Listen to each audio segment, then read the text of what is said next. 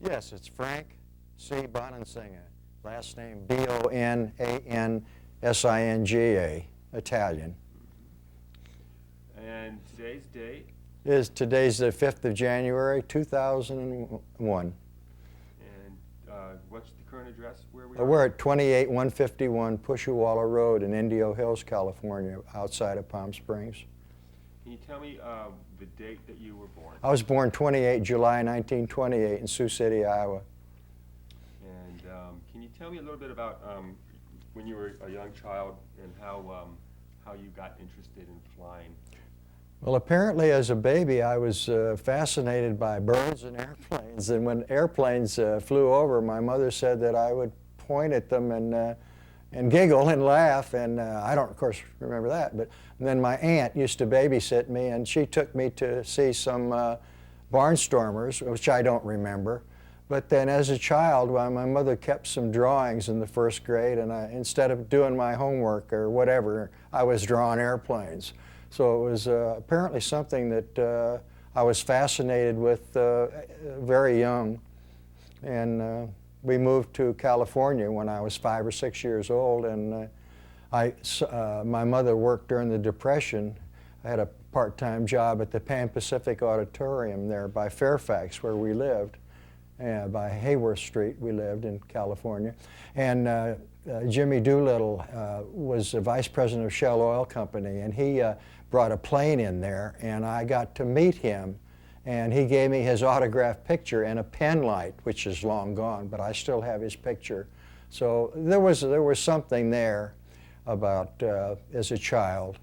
And I had my first plane ride on Easter Sunday 1935 around Long Beach in an open cockpit plane, and I really loved it. My Aunt Letha went up in the front with me. It was a biplane, and I think I talked him into letting me go up twice, and that was my first plane ride. As you grew older, did you know that you were going to be a pilot? Well, I knew that I wanted to fly. I didn't know really that I would do it for a living for 40 years, but I knew I always wanted to fly. So during the war, when I obviously grew up during World War II, and I was a little too young to go into the war, but as soon as I got to be 17, on my 17th birthday, I joined the Navy in New Orleans. I went down to join to become actually I wanted to be an Army Air Corps pilot, but it wasn't open, so I went into the Naval Aviation program called the V5 program, and that's how I started. Did you take your first lessons with the Navy? No, I didn't. While I was at Tulane, I joined the Navy to see the world, and they sent me a mile from my house to Tulane, and which kind of disappointed me. And while I was at Tulane, and I was there the first semester in uniform as an apprentice seaman, and then they put in 1946, the next semester, starting the second year, they sent us back to school in civies. Well, they also discharged us, which made me a veteran, which is quite unusual. And somebody said, well, you can go out and learn to fly at the Lakefront Airport. And I said, oh, are you sure of this? And they said, yeah.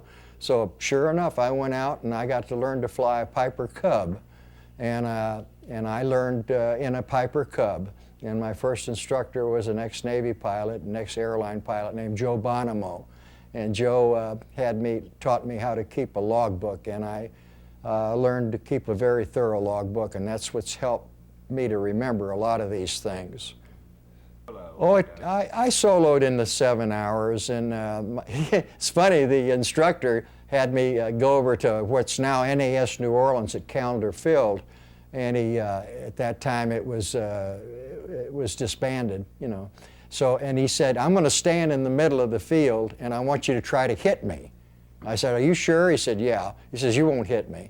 So I landed, and of course, that's when I soloed. And about 5 days later, on November the 1st of 1946, is something that was quite funny because it ended up being funny to look back on now. But Joe's wife was a French-Canadian, a Cajun, came from Arcadia, and he married Joe's wife. His father had a fishing lodge down in a place called Chavain.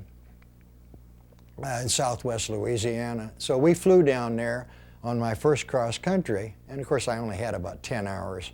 And Joe says, well, I'll land it. And I looked down there, and it looked like a cow pasture to me, and that's what it was. There were cows in it. And we landed, and we taxied up, and there were a lot of local Cajun folk there, and one man came up and he says, man, last time plane come down here, crash. Oh yeah, okay. So Joe says, hey, you want to watch the plane for me and keep the cows and the people away from it while we go fishing? She said, sure. So we went fishing for about 3 hours and caught some bass, and we were getting in the plane, and the Cajuns were standing around, and the same Cajuns says, man, last time plane come down here, crash. And Joe said, yeah, and we got in the plane, and I got in the front, and Joe spun the prop, and we started, and he got in the back, and he says, I'll show you a carrier takeoff. Well, I said, that's fine, let's go. So we shut down and shut the hatch, you know, and waved to his father-in-law and all the Cajuns standing there, and he added the throttle, and we started bouncing over the cow pasture, and the next thing I know, oh man, this doesn't look good. We end up in the trees, and we tore the wings off, and we flipped over, but neither one of us got hurt. And man, about this time, here comes that same guy, the Cajun. He says, man, I told you so. Man, I told you so. So yeah, we did crash, but they got a new cub out of it. So that was your first airplane crash? That was that was the first one. And one thing I should mention, I think it's kind of funny, is right after we were in uniform at Tulane in the V5, and there was a ROTC and the V12 and the V5, and we went to a football game between Notre Dame and Tulane. Well, Notre Dame was a powerhouse. And we marched in there, you know, we're all proud, and wouldn't you know, Tulane's leading at halftime 7-0. Upsetting powerhouse Notre Dame. Well, the halftime display, all of a sudden, here come these Corsairs in the open end of the Sugar Bowl, you got to remember. And they came in right over the goalpost. And there was the CAA then, there were no rules after World War II. I mean, these guys are heroes. And they came in halftime in those Corsairs. And they came in below the top of the stadium and pulled up the whole squadron. And man, everybody's cheering, and we were happy, you know. And the next time around, something falls out of each plane. They rolled it.